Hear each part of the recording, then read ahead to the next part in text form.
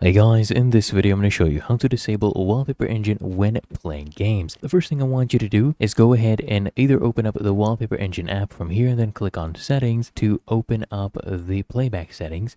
Or what you could do is come here at the bottom right, click on this icon, and then I want you to right click here on Wallpaper Engine, click here on settings, and this will actually open up the playback settings from here as well.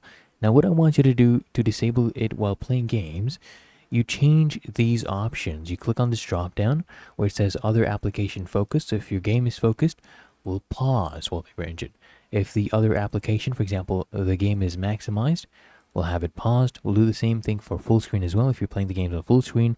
And if it's playing audio, we'll pause it as well. So let's assume this one right there is our game. So if we go ahead and click on it, as you can see, it has paused. And that is how to disable it while playing games. If you found this helpful, make sure you smash that like button and subscribe to the channel. Really helps me out as well.